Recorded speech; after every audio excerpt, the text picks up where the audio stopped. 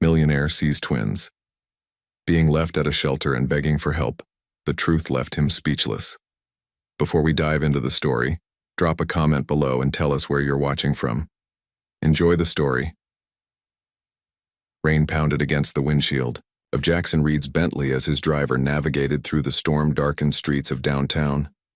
At 52, Jackson had built Reed Enterprises into a billion-dollar empire, transforming himself from a small-town boy with big dreams into one of the most powerful men in New York. "Sir, there seems to be a problem with the engine," Harrison, his driver of 15 years, announced apologetically as the luxury vehicle sputtered and jerked before coming to a complete stop. Jackson glanced up from his tablet, where quarterly reports had occupied his attention. "Where are we?" "Bridgeport District, sir, near the community center." Jackson sighed, checking his Patek Philippe watch. The board meeting wasn't for another 2 hours, but he despised tardiness almost as much as he despised inefficiency. "Call the service team," he instructed, returning to his reports while rain drummed rhythmically on the car roof. 10 minutes passed before Harrison cleared his throat. "The service team is delayed, sir. At least an hour in this weather." Jackson's jaw tightened slightly, the only visible sign of his frustration. "Fine. I'll wait inside that building while you handle this." He nodded toward a weathered brick structure across the street, its faded sign reading, "Bridgeport Community Center." Umbrella in hand, Jackson stepped from the car, his Italian leather shoes immediately soaked by a puddle. The discomfort only deepened his scowl as he approached the building's entrance. Before he could reach for the door, it burst open. A man in his 30s stormed out, dragging 2 small boys by their wrists. Both children couldn't have been more than 4 or 5. Identical twins with dark hair and tear-stained faces. "I can't do this anymore," the man shouted, his voice carrying even through the downpour. "Your mother's gone and you're not my responsibility." "Please don't leave us," one of the boys sobbed, his small voice breaking Jackson's concentration. "I never signed up to raise my girlfriend's kids after she died," the man continued, releasing their wrists roughly. "The center can find you somewhere to go." Jackson stood frozen, witnessing the scene unfold. Something about the boys' desperate faces stirred something long dormant inside him. "Sir," a woman's voice called from the doorway, "you can't just abandon these children." But the man was already walking away, shoulders hunched against the rain, deaf to the pleas behind him. Without conscious thought, Jackson found himself moving forward, standing between the retreating figure and the weeping boys. "Excuse me," he called, his authoritative voice halting the man mid-stride. "You can't leave children alone in a storm." The man turned, anger flashing across his face before recognition dawned. Everyone in New York knew Jackson Reed's face from magazine covers and news segments. "Mr. Reed," he stammered, "these aren't my kids. Their mother died last month on their birthday. I tried, but I can't do it anymore." Jackson looked down at the twins, their identical brown eyes wide with fear and confusion. Something about them seemed hauntingly familiar. "What are your names?" he asked, kneeling despite the rain soaking his custom suit. "I'm Tyler," one whispered. "I'm Ethan," said the other. In that moment, as rain streamed down his face and soaked through his expensive clothes, Jackson Reed, who had built an empire but lived alone in an empty mansion, felt something crack in the carefully constructed walls around his heart. "Mr. Reed, is everything all right?" Harrison called, hurrying across the street with a spare umbrella. Jackson stood motionless, rain still streaming down his face as he stared at the twin boys. The social worker from the community center had ushered them back inside, away from their fleeing guardian and the downpour. "Cancel my meetings today," Jackson said, a decision forming that surprised even himself. Inside the community center, fluorescent lights buzzed overhead, illuminating worn furniture and faded inspirational posters. The twins sat huddled together on a tattered couch, their small shoulders touching as if drawing strength from each other. "Mr. Reed, I'm Sarah Collins." The social worker extended her hand, poorly concealing her shock at finding a billionaire in her modest facility. "I appreciate your concern, but we have protocols for situations like this." "What happens to them now?" Jackson asked, his eyes never leaving the boys. "Foster care," hopefully together, though placing twins can be challenging. Sarah sighed. Their mother died on their 4th birthday last month. Tragic car accident. The boyfriend tried, and their father? Unknown according to their files. Their mother, Eliza Taylor, never listed him. Jackson approached the boys, something compelling him forward despite his usual discomfort around children. Tyler and Ethan, right? I'm Jackson. The boys nodded simultaneously, their identical faces solemn. Are you going to take us away too? Tyler asked, his voice barely audible. The question pierced Jackson unexpectedly. Throughout his career, he'd made multi-million-dollar decisions in seconds, but none had felt as momentous as the one forming now. Mr. Reed, Sarah interrupted. While we appreciate your concern, these matters involve significant legal complexities. I'm familiar with legal complexities, Jackson replied, his phone already in hand. Thomas, I need emergency temporary guardianship. Paperwork drawn up immediately. Yes? For 2 children. Sarah's eyes widened. Mr. Reed, you can't just... I can provide these boys with safety, stability, and comfort while more permanent arrangements are made. Jackson stated with the same confidence that had built his empire. Unless you have a better immediate solution? 2 hours later, after a flurry of calls, paperwork, and the arrival of Jackson's legal team, he stood in the community center's small office, signing temporary guardianship documents. This is highly unusual, Sarah remarked, watching the proceedings with a mixture of concern and hope. I'm aware, Jackson replied, his signature flowing across the final page. As they prepared to leave, Ethan tugged gently at Jackson's sleeve. Where are we going? Jackson knelt to their level. To my home. It's big and probably a bit boring for boys your age, but we'll fix that. Can we stay together? Tyler asked, clutching his brother's hand. Yes, Jackson promised, something in their faces still tugging at a memory he couldn't quite place. Always together. Outside, the rain had stopped, and Harrison waited with the newly repaired Bentley. The twins hesitated before the luxury vehicle, their small backpacks containing their only possessions clutched tightly. It's okay, Jackson reassured them, opening the door himself rather than waiting for Harrison. As the car pulled away from the curb, Jackson's phone buzzed with a message from his sister Victoria. Board members furious about canceled meeting. What emergency? Jackson glanced at the twins, now pressed against the window watching the city scroll by, and typed simply, I'll explain later. In 24 hours, his carefully structured world had tilted on its axis, and for reasons he couldn't yet articulate, it felt right. The Reed mansion loomed against the evening sky, its imposing facade of stone and glass a testament to Jackson's success. As the Bentley passed through wrought iron gates, the twins' eyes widened at the sprawling estate. You live here? Tyler whispered, pressing his small face against the window. It's like a castle, Ethan added, equally awestruck. Jackson watched, their reactions with unexpected pleasure. It's just a house, too big for one person, really. Inside, the mansion's soaring entryway echoed with their footsteps.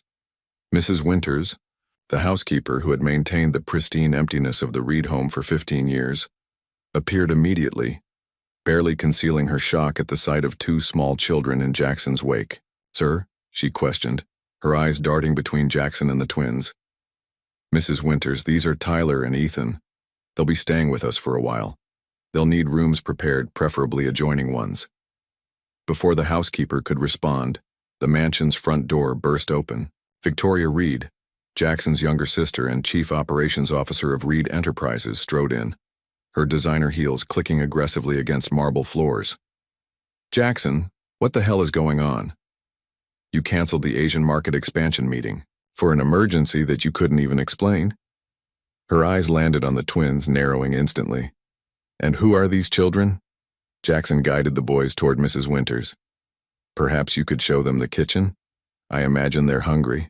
Once they were out of earshot, Victoria pounced. Have you lost your mind? You can't just bring random children home like stray puppies.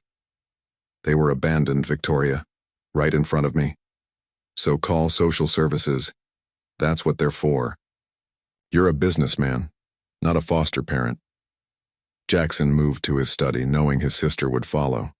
The wood-paneled room with its leather furnishings and wall of achievements felt different somehow, as if the presence of the twins elsewhere in the house had already altered the mansion's atmosphere. "I've filed for temporary guardianship," he stated, pouring himself a scotch. "Just until proper arrangements can be made." Victoria's perfectly manicured hand slammed against his desk. "This is completely irrational behavior. The board is already questioning your judgment after the Richardson deal fell through. This will confirm their concerns." Jackson took a contemplative sip of his drink. "There's something else.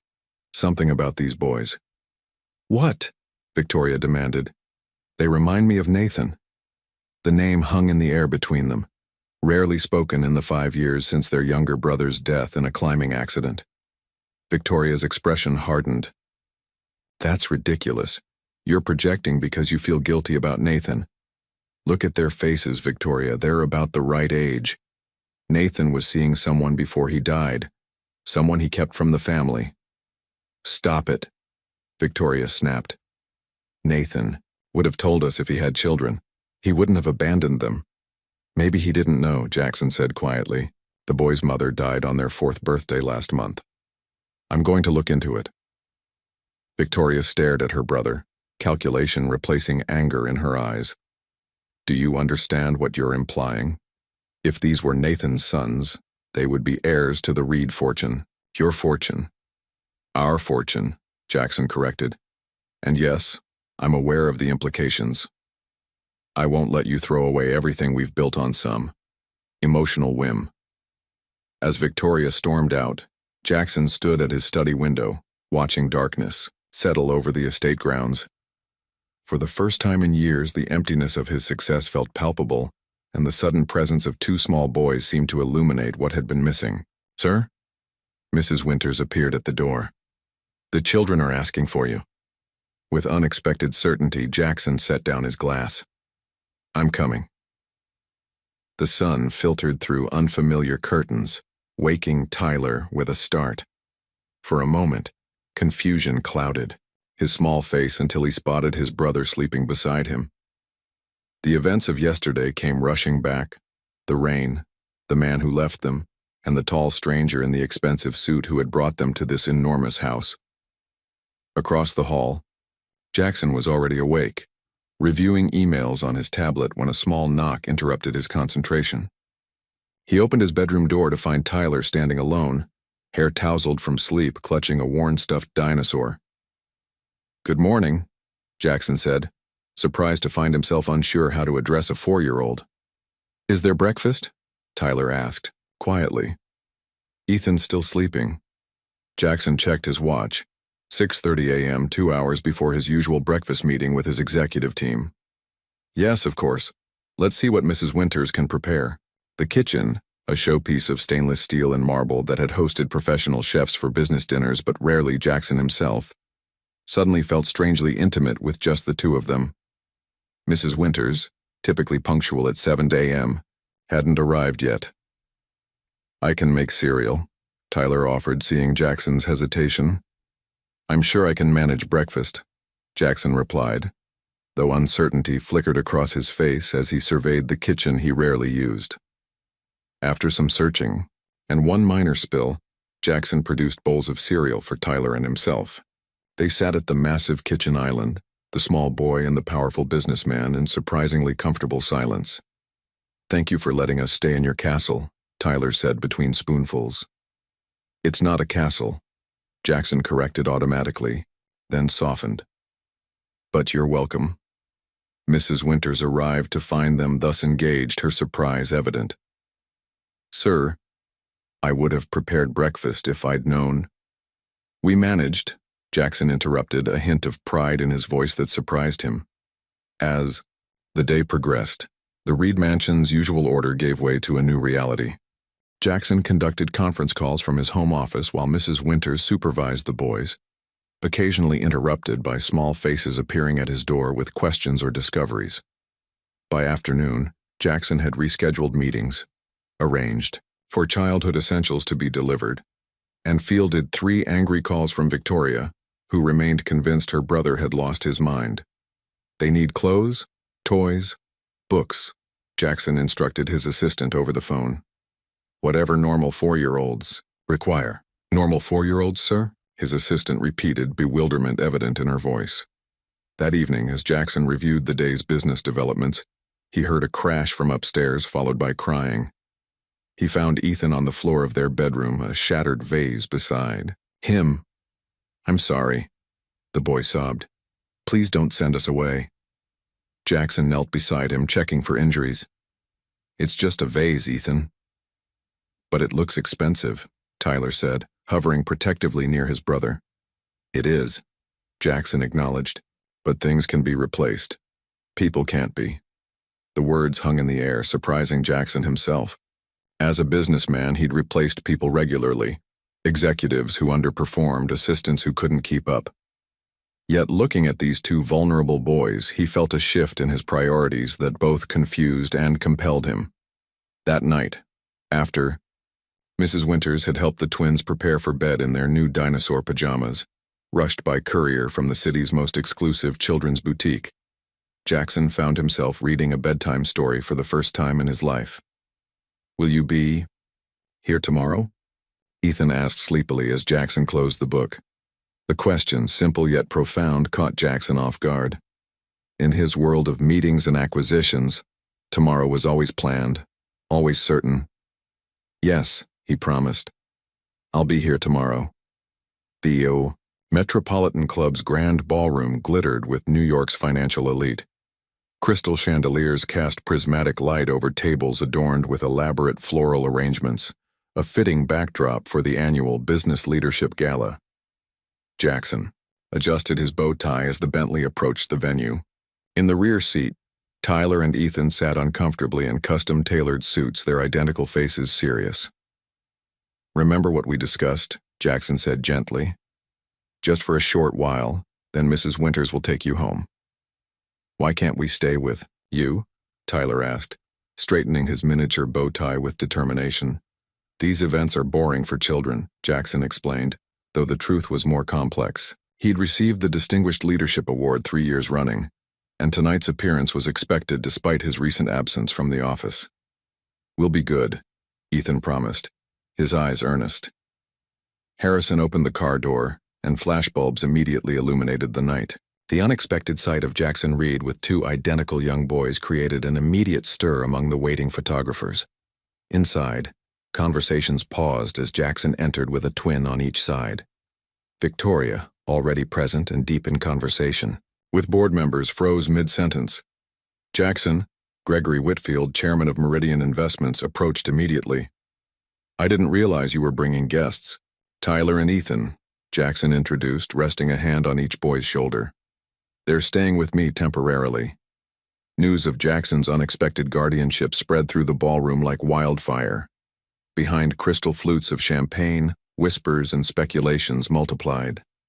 "A publicity stunt," Jackson overheard someone murmur. "Corporate image rehabilitation after the Richardson fiasco." "Reed's having a midlife crisis," another voice suggested. "First the canceled meetings, now playing daddy." Victoria appeared, at his elbow, her smile tight. "A word, brother?" In a quiet corner she hissed, "What were you thinking bringing them here? You've turned yourself into a spectacle." "They're children, not accessories," Jackson replied evenly. "And I wasn't about to leave them alone their first week in a strange place." "This isn't like you," Victoria insisted. "The Jackson Reed I know wouldn't disrupt his entire life for two random children." Before he could respond, Maxwell Pierce, his chief competitor and longtime rival, approached with exaggerated warmth. "Reed, heard you've become a family man overnight. Tell me, is this a new corporate social responsibility initiative? Adopt a child, improve your public image?" Something cold and hard settled in Jackson's chest. "Actually, Pierce, it's called basic human decency. You should try it sometime." Pierce's smile faltered. "Just curious what inspired this sudden paternal instinct." "Mr. Reed," Ethan's small voice interrupted as he tugged at Jackson's sleeve.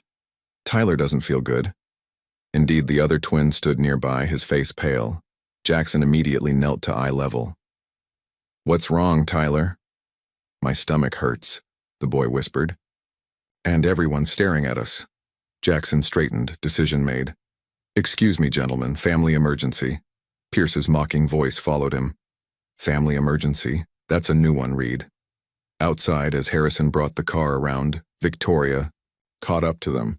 "Jackson, you can't leave now. The award presentation is in 30 minutes. Jackson helped the twins into the Bentley. "Send my regrets." "This isn't you," Victoria insisted. "These boys are changing you, and not for the better." Jackson paused before entering the car. Maybe who I was needed changing. As the Bentley pulled away, Ethan looked up at Jackson. "Are you in trouble because of us?" Jackson considered the question seriously. His carefully constructed reputation, his business relationships, his sister's disapproval, all weighed against the well-being of these two boys who had unexpectedly entered his life. "No," he answered with surprising certainty. "Some things are more important than business dinners." Tyler's small hand found his. "Thank you for taking us home." Something shifted in Jackson's chest, something that felt remarkably like purpose. The autumn sun cast golden light through the tall windows of the Reed Mansion's study, where Jackson sat reviewing quarterly reports. 3 weeks had passed since the twins' arrival, and subtle changes had transformed the once austere home. Colorful drawings adorned the refrigerator door, small shoes cluttered the entryway, and toys occasionally appeared in unexpected places. A soft knock interrupted Jackson's concentration. Tyler stood in the doorway, homework folder in hand. "Mr. Jackson, can you help me with my numbers?" he asked hesitantly. 2 days earlier, Jackson had enrolled the twins in Westridge Academy, an exclusive private school that had accommodated the unusual situation with surprising flexibility after a generous donation. "Of course," Jackson replied, setting aside projections for Asian market expansion. As they worked through simple addition problems, Jackson found himself impressed by Tyler's methodical approach. Ethan, meanwhile, had spread art supplies across the kitchen table, his tongue caught between his teeth in concentration as he drew elaborate dinosaur scenes. "They're settling in remarkably well," commented Mrs. Winters later that evening as she prepared dinner. The housekeeper, initially bewildered by the children's presence, had developed a soft spot for the twins. "Yes," Jackson agreed, watching the boys play a makeshift game of hide-and-seek through the mansion's many rooms. "They're resilient." The phone rang. Victoria, for the 3rd time that day. Jackson let it go to voicemail. That night, as Jackson tucked the twins into bed, a ritual that had quickly become non-negotiable, Ethan asked the question that had clearly been on his mind. "Are we staying here forever?" Jackson paused, aware of both boys watching him intently. The temporary guardianship papers sat in his desk drawer, but his legal team had already begun exploring more permanent options. "Would you like to stay?" he asked carefully. The twins exchanged identical looks, that silent communication Jackson had noticed between them. "Yes," Tyler answered for both. "But our other daddy said he wanted us too, and then he didn't." Something protective surged in Jackson's chest. "I'm not going to change my mind about you." The next morning brought Tyler's first school presentation. Jackson rescheduled a critical investor meeting, much to Victoria's fury, to attend. Sitting among other parents, most significantly older than their children, Jackson felt oddly out of place, yet strangely right. Tyler spotted him from the small stage and beamed. That smile, Jackson froze momentarily. It was Nathan's smile, the same slight dimple on the left cheek, the same crinkle around the eyes. After the presentation, Tyler rushed toward him, certificate in hand. "Did you see me? I didn't forget any of my lines." "You were excellent," Jackson assured him, that nagging sense of familiarity intensifying. That afternoon, while the twins were at their first play date, Jackson found himself in his rarely used home gym, rummaging through old photo albums stored in a cabinet. There it was, Nathan at 5, grinning at the camera after winning a swimming competition. The resemblance to the twins was undeniable. His phone buzzed, Mrs. Winters informing him that Ethan had fallen on the playground and seemed upset.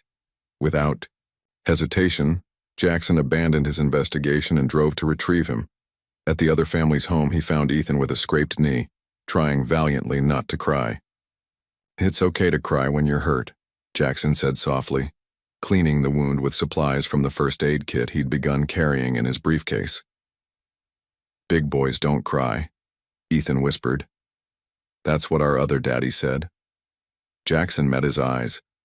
Firmly. "Different families have different rules. In ours, it's okay to show how you feel." On the drive home, both boys unusually quiet in the back seat, Jackson made a decision. He would find out if these boys were Nathan's sons, not because it would change how he felt about them, but because they deserved to know their history. And if Victoria continued to stand in his way, she would discover that his protective instincts extended far beyond the boardroom. A single envelope rested on the silver tray where Mrs. Winters placed the morning mail. Unlike the premium stationery of business correspondence, this was plain white, hand-addressed in blue ink. No return address. Jackson examined it with curiosity as he sipped his morning coffee. The twins were upstairs getting ready for school, their morning routine now running with surprising smoothness after 6 weeks in the Reed mansion. He slid his letter opener beneath the flap and extracted a yellowed newspaper clipping.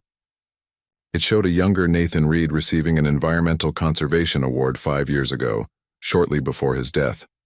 Beneath the clipping, handwritten in the same blue ink, "They have his eyes, don't they?" Jackson's coffee mug froze midway, to his lips. The handwriting was unfamiliar, the message cryptic yet confirming. Someone else had noticed the resemblance between the twins and Nathan.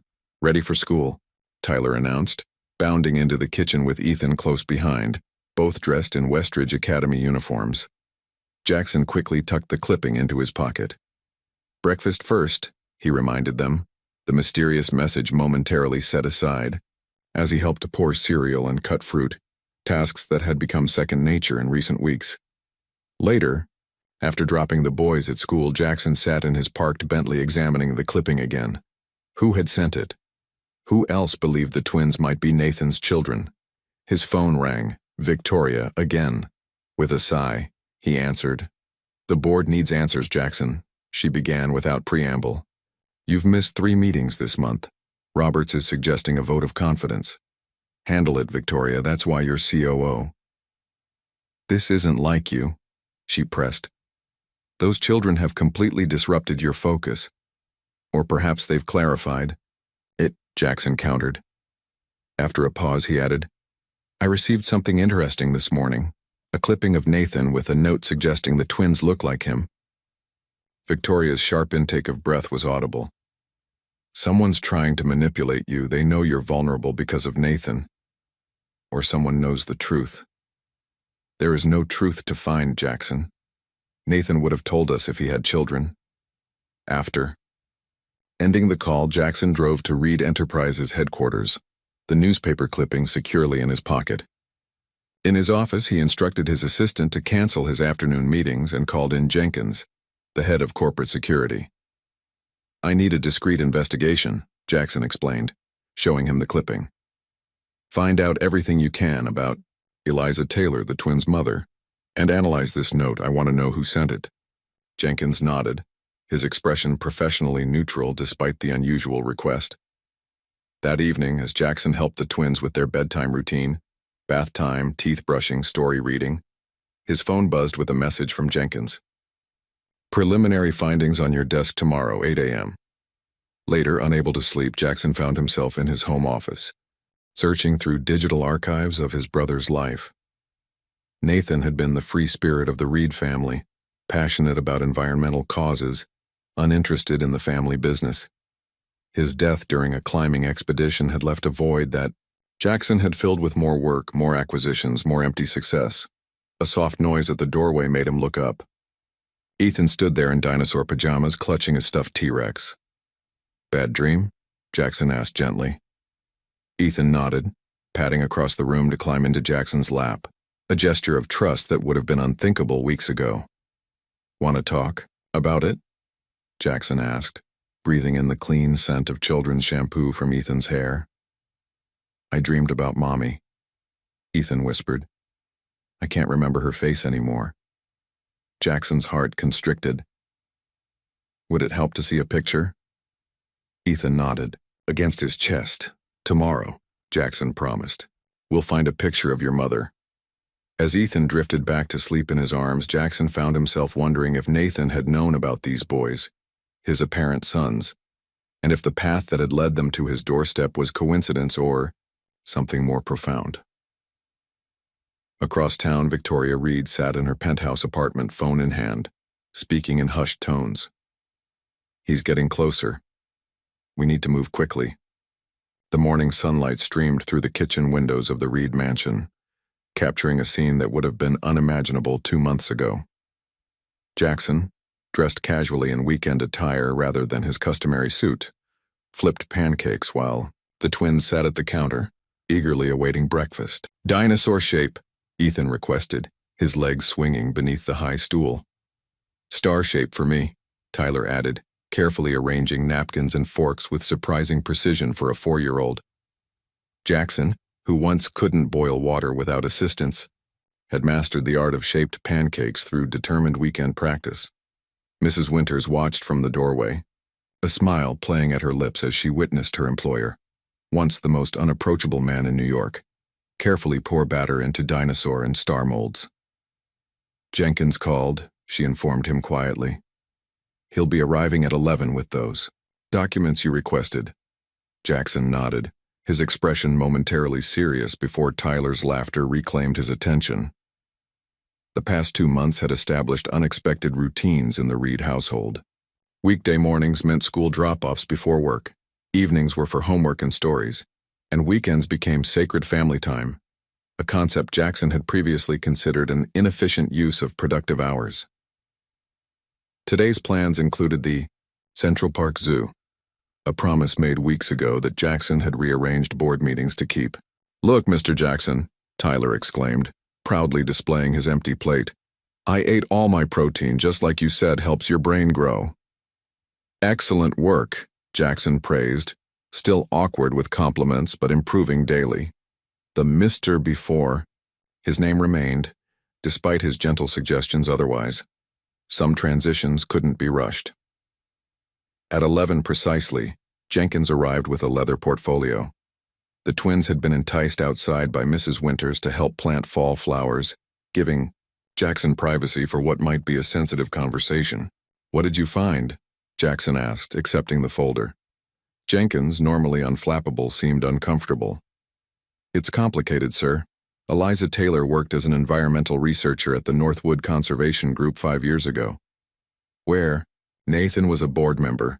Jackson supplied, the connection solidifying. Yes, they appear to have been involved for approximately 8 months. She left suddenly around the time the twins would have been conceived.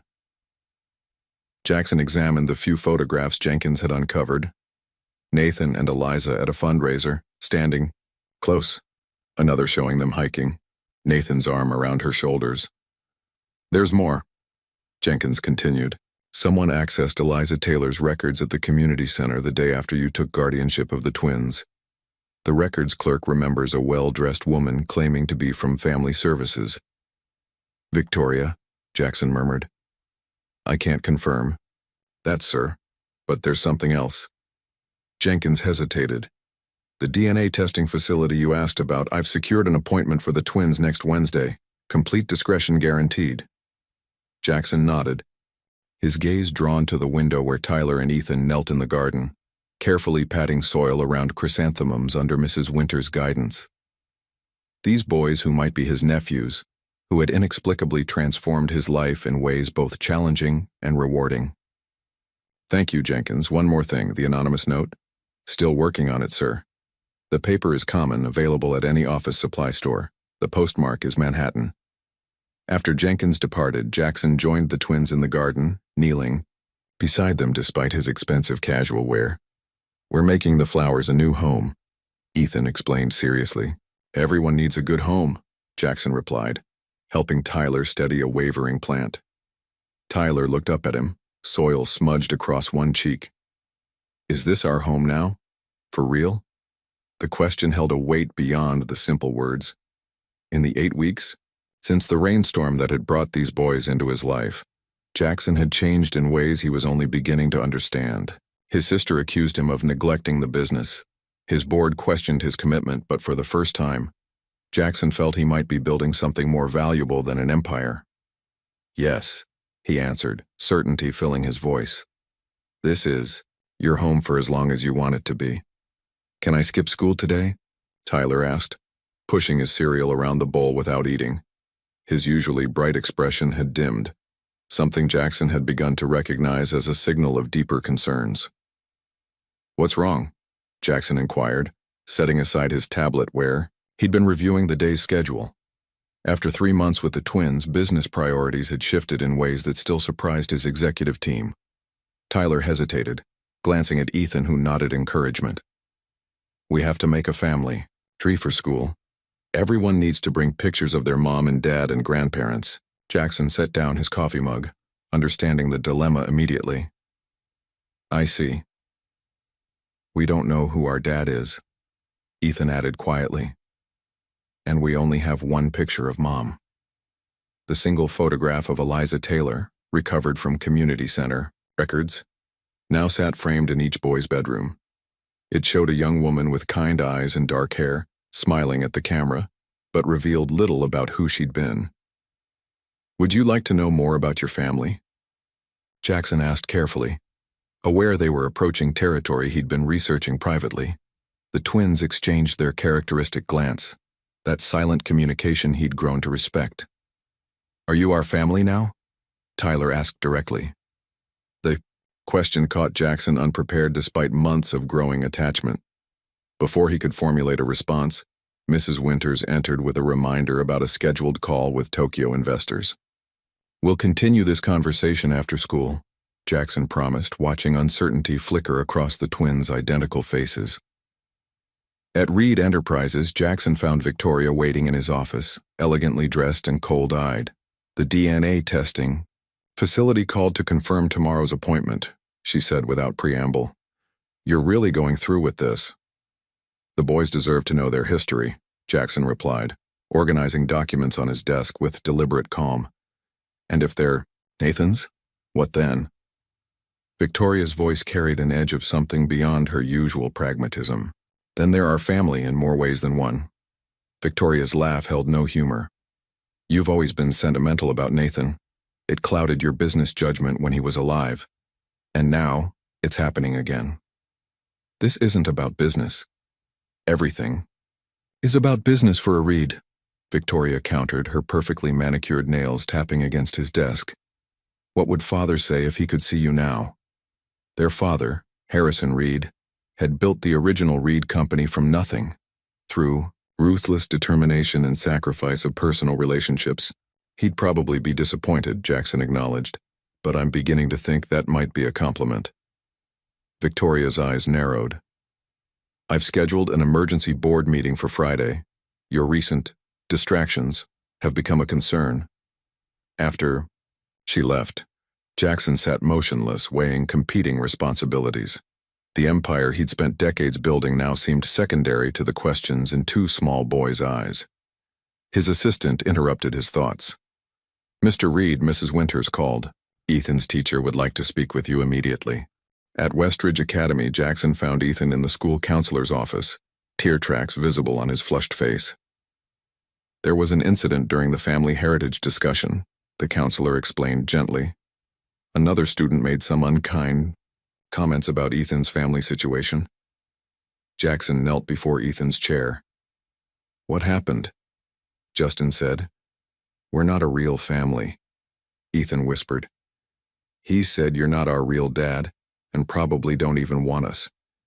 Something fierce and protective surged through Jackson. "Ethan, look at me," he said softly. "Families come in many different forms. Some are connected by blood, others by choice. Ours may have started unexpectedly, but that doesn't make it any less real." Ethan studied him skeptically. "But you're not our dad." Jackson considered his next words carefully, aware they might change everything. "Not by birth, but in all the ways that matter most. Caring for you, protecting you, wanting the best for you, I would very much like to be." Like adoption? Ethan asked, his voice small but hopeful. Yes, Jackson confirmed, the decision crystallizing even as he spoke it. If that's something you and Tyler would want. On the drive home, Ethan unusually quiet beside him, Jackson realized the DNA results wouldn't change his course now, only perhaps the legal path they would take to become a family. The DNA testing facility occupied the 15th floor of a sleek medical building in Midtown. Jackson sat in the pristine waiting room while the twins underwent simple cheek swabs in a nearby examination room. The procedure had been explained to them as a special kind of test to learn more about their family history, a partial truth that Jackson hoped would soon become complete. Mr. Reed? The technician appeared, clipboard in hand. We've collected the samples. Results typically take 5 to 7 business days, but given the priority status, we should have them by Monday. Jackson nodded, his own DNA sample already on file from the previous day. Complete confidentiality is essential, he reminded her. Of course, our security protocols exceed industry standards. As they left the building, Tyler tugged at Jackson's sleeve. Does this test tell us who our dad is?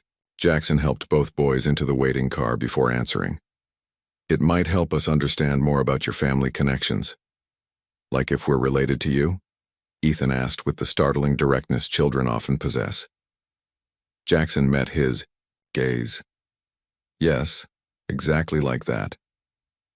That afternoon, while the twins attended their first swimming lesson, an activity Jackson had arranged after discovering their natural affinity for water, another echo of Nathan, he met with Jenkins in his home office. I've compiled everything available on Eliza Taylor, Jenkins reported, placing a substantial file on the desk. Born in Cincinnati, moved to New York 8 years ago to pursue environmental science, worked at Northwood Conservation during the same period Nathan served on their board. No family in the area, parents deceased, no siblings. Jackson examined a photograph showing Eliza and Nathan at a fundraising gala. They stood close together, Nathan's hand resting comfortably at her waist, both smiling. They were clearly involved, Jackson observed. Yet Nathan never mentioned her to me.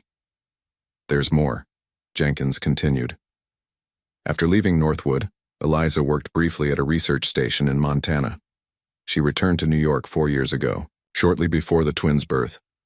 Hospital records confirm she died from complications during delivery. Jackson's chest tightened at the thought of Eliza facing pregnancy and childbirth alone. Had she reached out to Nathan? Had he known about the twins? What about the anonymous note? Jackson asked, retrieving the cryptic message from his desk. Drawer. Forensics found nothing useful on the paper or envelope. However, I took the liberty of reviewing security footage from nearby buildings on the day it was mailed. Jenkins slid a grainy photograph across the desk. This woman deposited something in the mailbox at the correct time. The image showed a slender woman in a hat and sunglasses, unidentifiable but certainly not Victoria. As Jackson pondered this new information, his phone rang. The school nurse, Tyler, had developed a fever during their afternoon art class. I need to go, Jackson told Jenkins, already reaching for his keys. Keep digging. Someone out there knows more than they're saying. At Westridge Academy, Jackson found Tyler curled in the nurse's office, flushed and miserable. Temperature of 101.3, the nurse reported. Nothing serious, but he should rest at home. In the car, Tyler leaned heavily against Jackson's side. Sorry I got sick and interrupted your work. Don't be ridiculous, Jackson replied, his arm protective around the small shoulders. You're more important than any meeting. That evening, as Jackson sat beside Tyler's bed, monitoring his fever and ensuring he stayed hydrated, Ethan crept in to join them, unwilling to be separated from his twin despite Mrs. Winter's suggestion that he sleep elsewhere to avoid catching the illness. Brothers stay together, Ethan declared, climbing onto the bed beside Tyler.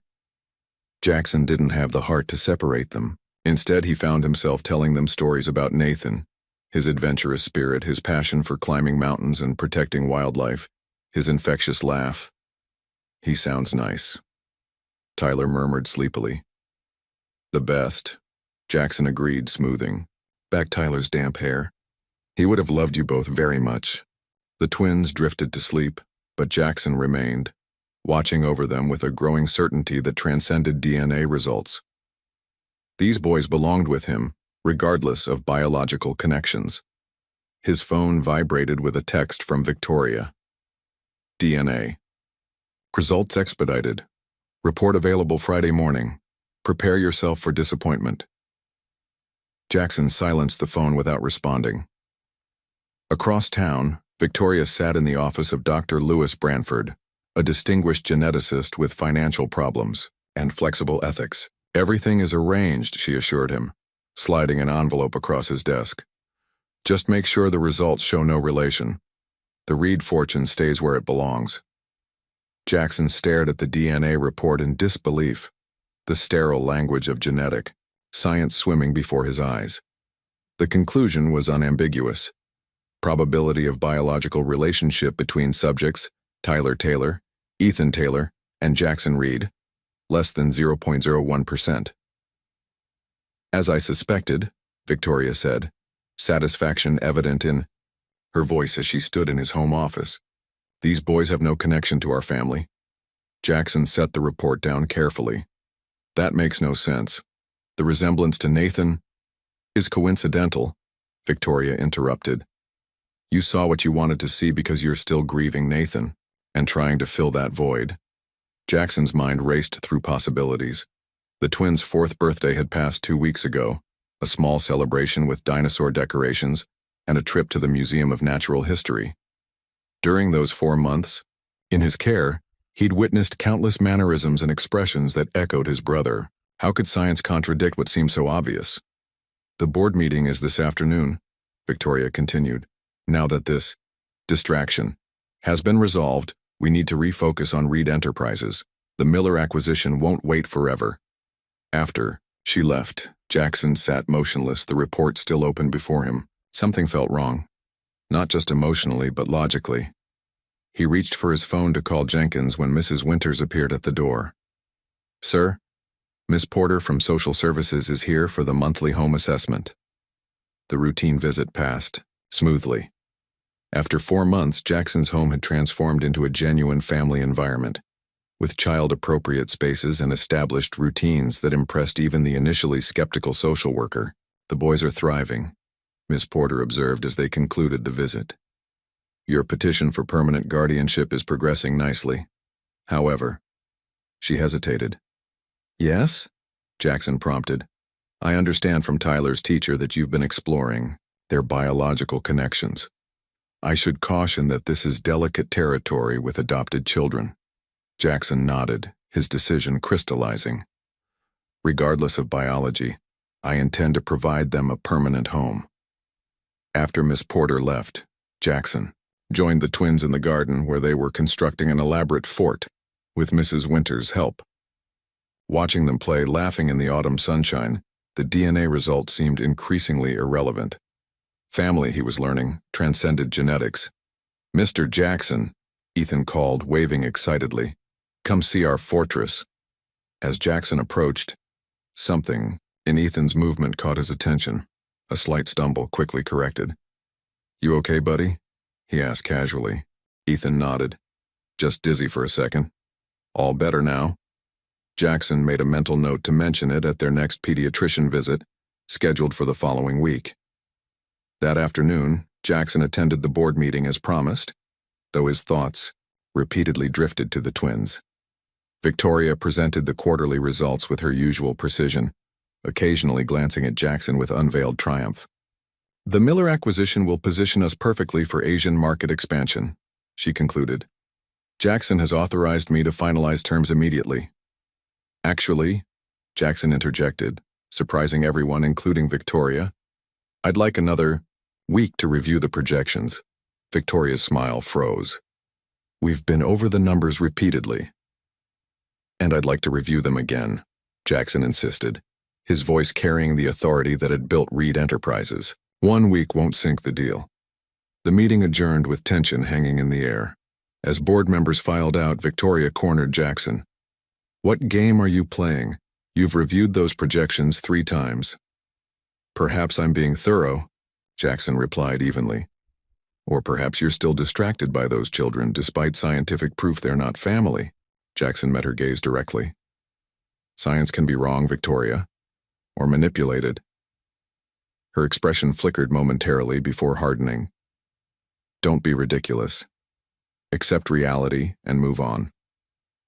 That evening, after dinner, Jackson watched the twins build elaborate Lego structures on the living room floor.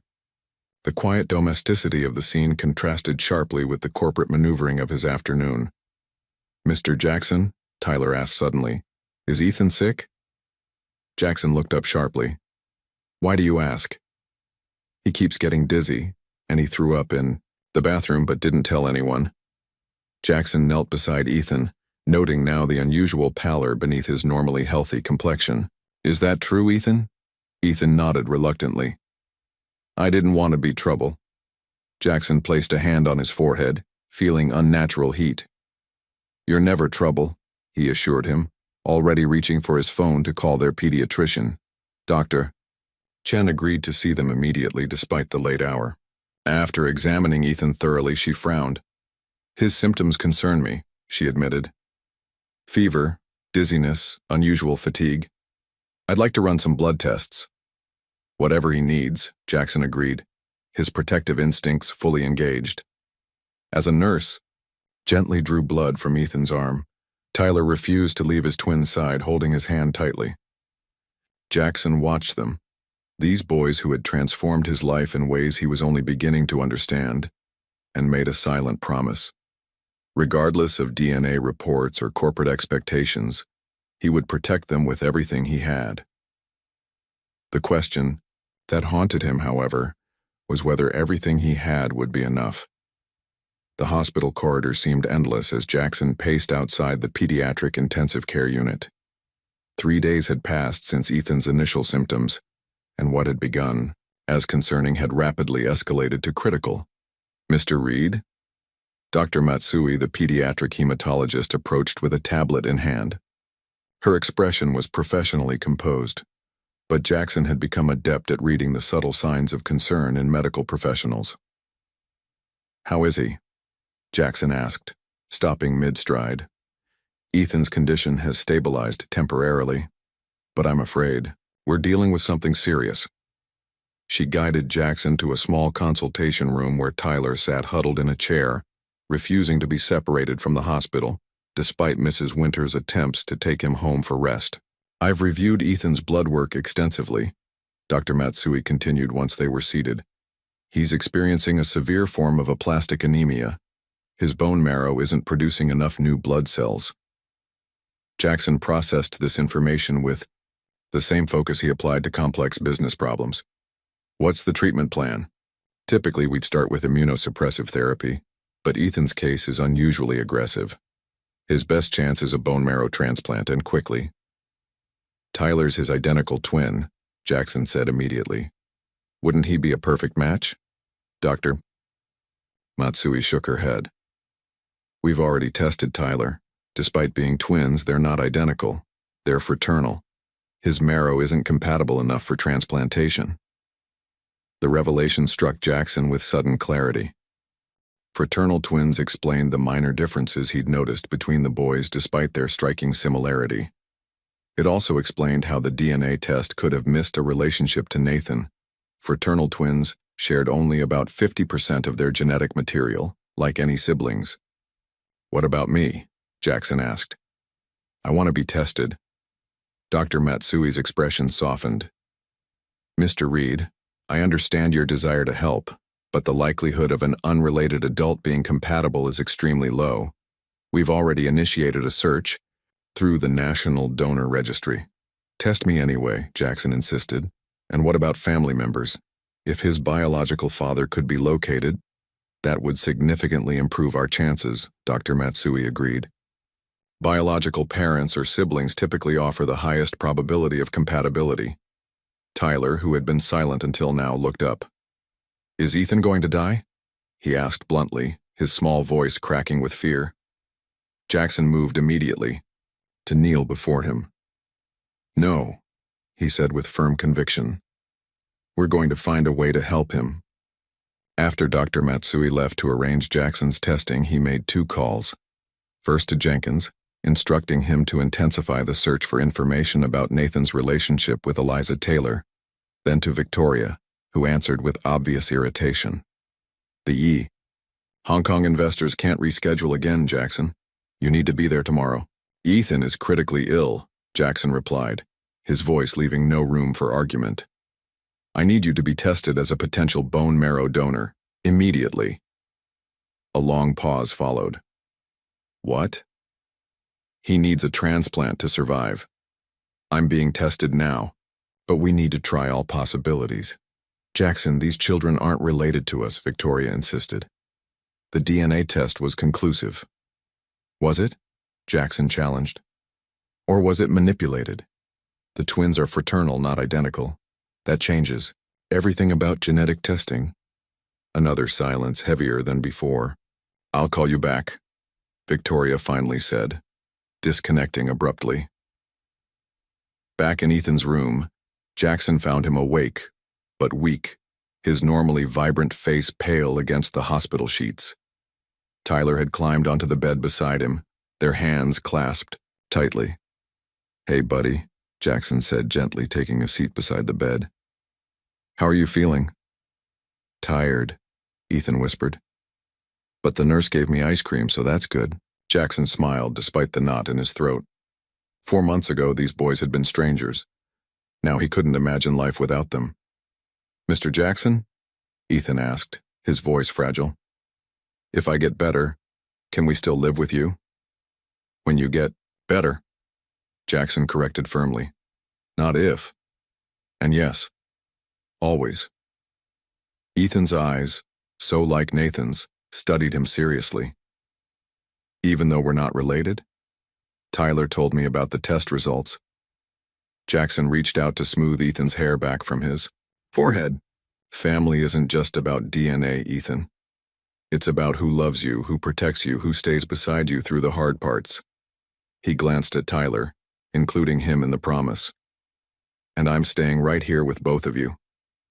That night, as Ethan finally drifted to sleep with Tyler still vigilant beside him, Dr. Matsui reappeared with an expression Jackson couldn't read. Mr. Reed, she said quietly, we need to talk about your test results.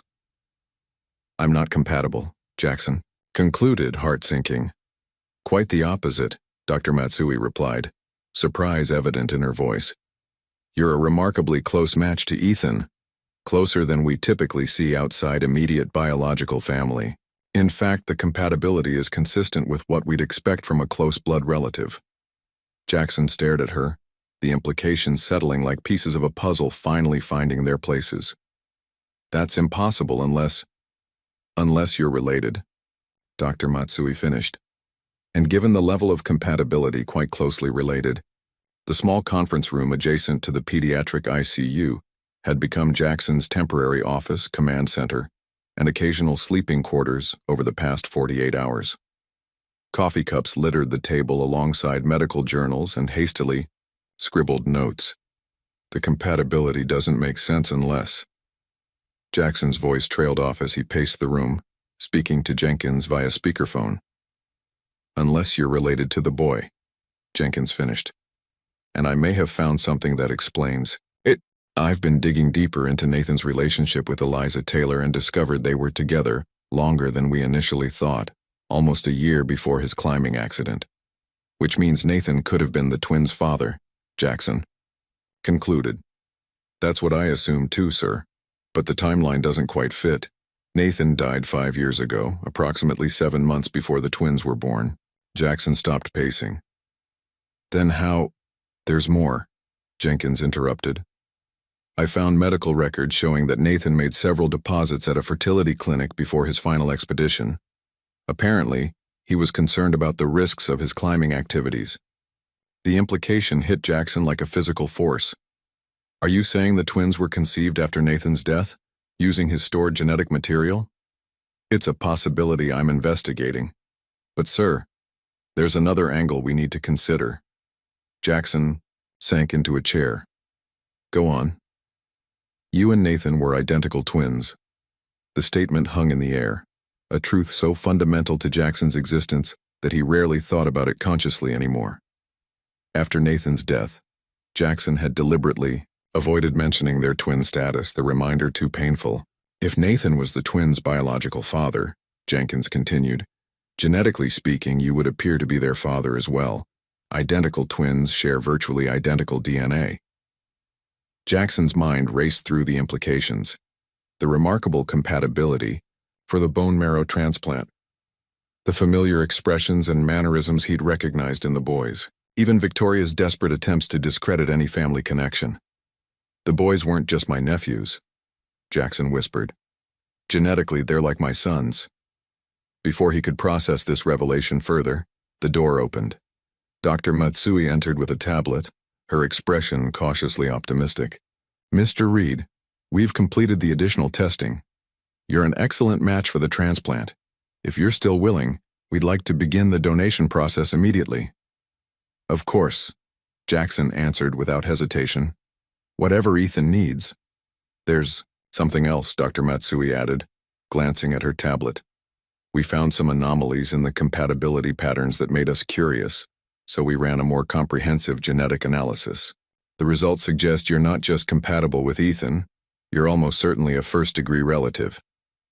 His uncle, Jackson confirmed.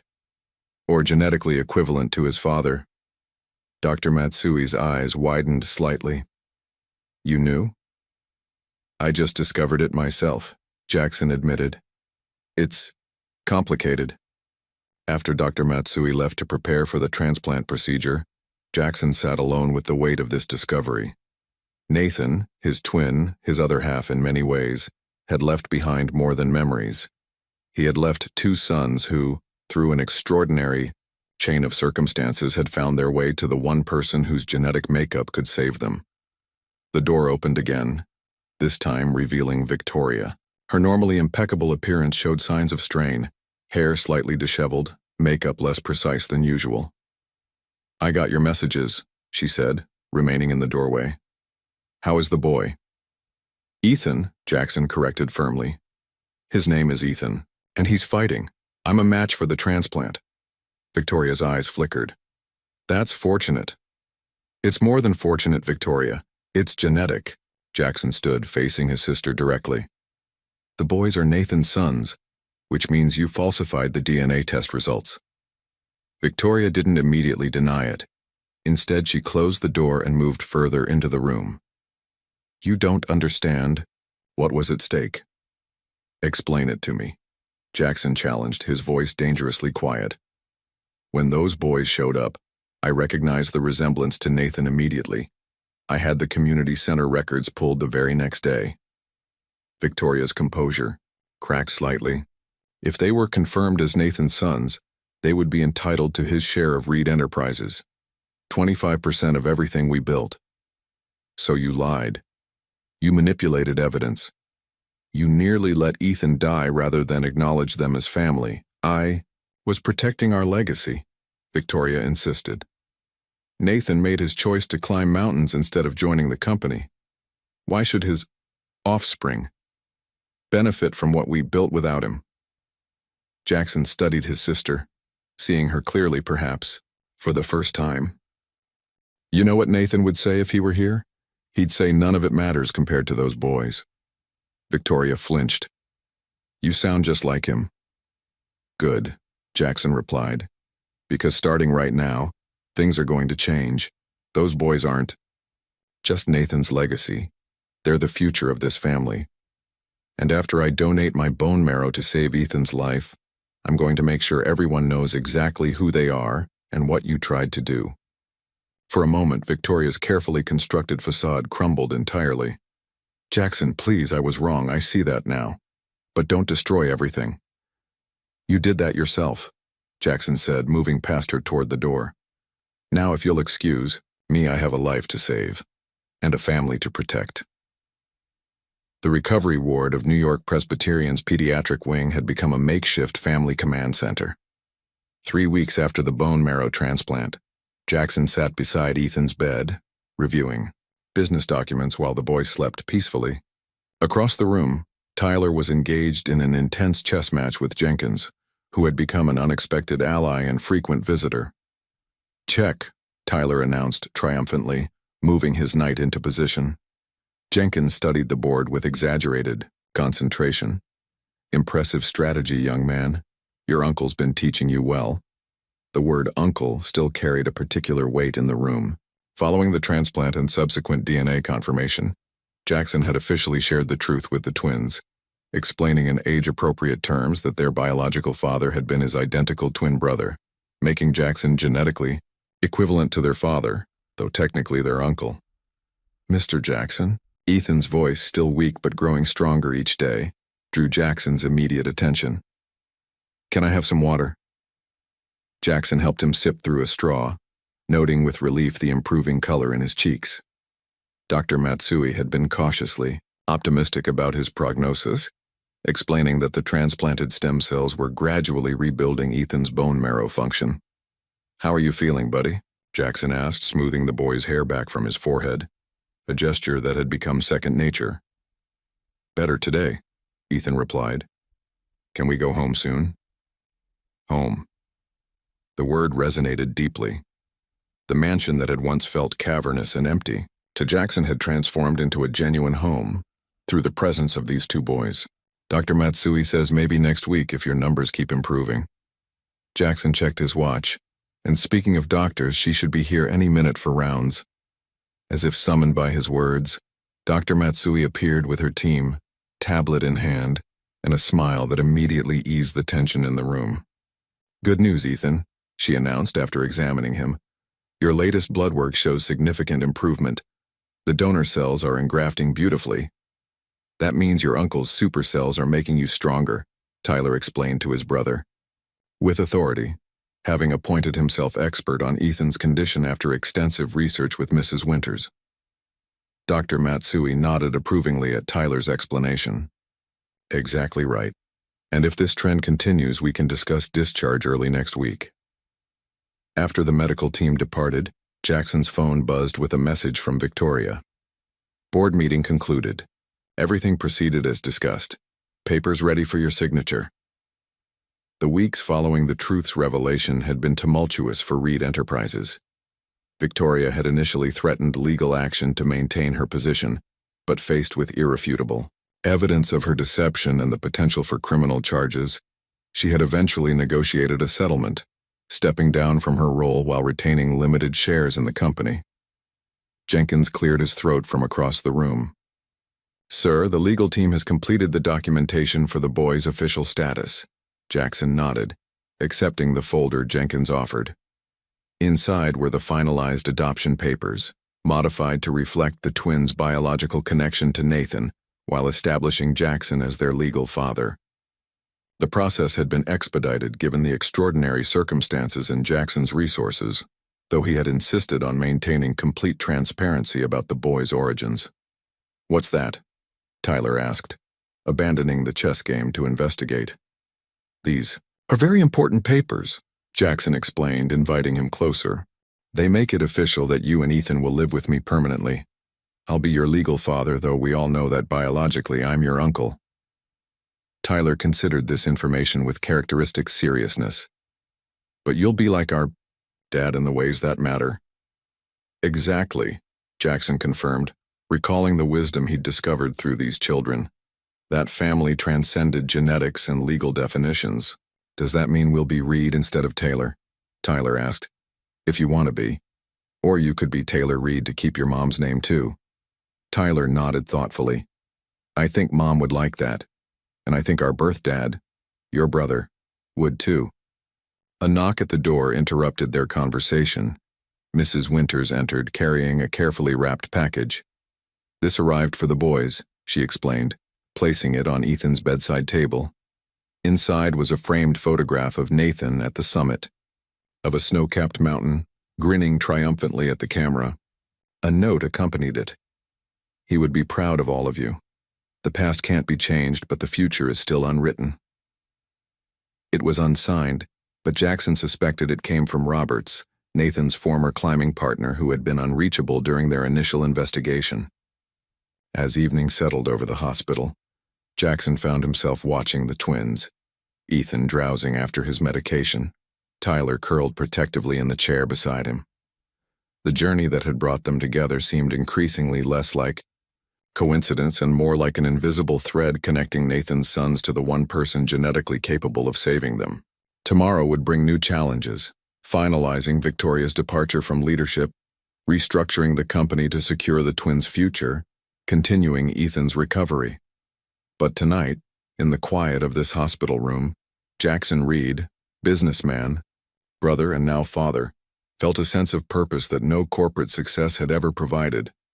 Family, he was learning, was both inherited and chosen, both biological and emotional, and sometimes through extraordinary circumstances, it was exactly where you were meant to be all along. The autumn sunlight streamed through the tall windows of the Reed mansion, illuminating the transformed living room where photographs now adorned walls that had once displayed only expensive artwork. 3 years had passed since Ethan's life-threatening illness, and the extraordinary revelations that followed. Today marked a special occasion, the official opening of the Nathan Reed Foundation for Children's Health, established with a $100 million endowment to research rare blood disorders and support families navigating pediatric medical crises. "Dad, where's my blue tie?" Tyler called from upstairs, now a confident 7-year-old who had exchanged his earlier wariness for the comfortable certainty of belonging. "Check your dresser, top drawer," Jackson replied, adjusting his own tie in the hallway mirror. The title Dad had replaced Mr. Jackson gradually over the past years, each usage strengthening the bond between them. Ethan appeared at the top of the stairs, already impeccably dressed in a child-sized suit that matched Jackson's. His recovery had been complete, though regular checkups remained a part of their routine. The bone marrow transplant that had saved his life had become the catalyst for the foundation they would launch today. "Do I look like a proper businessman?" Ethan asked, striking a serious pose that made Jackson smile. "The most proper," Jackson assured him. "Your father would be very proud." They spoke of Nathan often, Uncle Nathan to the boys, though biologically their father. Jackson had made sure they knew their complicated origins, explaining that families sometimes form in unexpected ways. Photos of Nathan now held places of honor throughout the house, alongside pictures of Eliza that Jenkins had painstakingly tracked down from her university days and environmental work. Mrs. Winters appeared from the kitchen where caterers were, preparing for the reception that would follow the foundation's ribbon-cutting ceremony. "The car will be here in 15 minutes, she reminded them, "and Mr. Jenkins has already arrived." Jenkins, who had transitioned from Reed Enterprises security director to Jackson's right hand in family matters, had become an unexpected constant in their lives, teaching the boys chess, joining them for weekend hikes, becoming something between an uncle and a grandfather figure. The doorbell rang and Tyler raced to answer it, revealing Victoria standing uncertainly on the threshold. Her relationship with Jackson and the boys remained complicated. Quarterly, visits and holiday appearances representing the tentative rebuilding of family connections after her deception had nearly cost Ethan his life. "You came," Jackson acknowledged, neither warm nor cold. "I said I would," Victoria replied, offering a small gift bag to each twin. "For your special day." Inside were custom-made cufflinks, miniature climbing carabiners crafted in gold, a tribute to Nathan's passion. The gesture, though small, represented Victoria's ongoing attempts at redemption, her gradual acceptance that these boys, the sons of the brother she'd loved in her own complicated way, belonged in the Reed family. The foundation ceremony unfolded beautifully on the hospital grounds where Ethan had once fought for his life. Prominent physicians, business leaders, and families who had already benefited from the foundation's preliminary work gathered to witness Jackson and the twins officially cut the ribbon on the new research wing. 3 years ago, a medical crisis brought our family to its knees, Jackson began his address, the twins standing proudly beside him. It also revealed the extraordinary connection that had brought us together in the first place. Today we honor both the science that saved Ethan's life and the invisible threads of family that sometimes work in mysterious ways. As applause filled the air, Tyler slipped his hand into Jackson's. "Dad," he whispered, "I think Uncle Nathan is watching." Jackson squeezed his hand gently. I think so too. Later that evening, as the celebration wound down and guests departed, Jackson stood in his home office, once a sanctuary of solitude, now frequently invaded by homework questions and impromptu sword fights with cardboard tubes. His gaze fell on a photograph of himself and Nathan as children, arms thrown around each other's shoulders, identical grins reflecting their shared DNA and childhood adventures. "I'm taking care of them, Nate," he whispered to the image. "Your boys. Our boys." The sound of laughter echoed from the garden where the twins were showing Jenkins their latest tree climbing technique. Jackson moved to the window to watch them. These remarkable children who had transformed his life from successful, but empty, to gloriously, messily complete. The path that had led them to each other defied logical explanation. A broken-down car, in a rainstorm, an impulsive decision, a life-threatening illness, and the extraordinary genetic coincidence that had allowed him to save Ethan's life. Some might call it chance, others destiny. Jackson Reed, once defined solely by his business acumen, now understood it simply as family, the most valuable legacy his brother could have left him, and one he would protect with everything he had, as Amway. The twins raced toward the house, faces alight with joy and mischief. Jackson opened the door to welcome them home.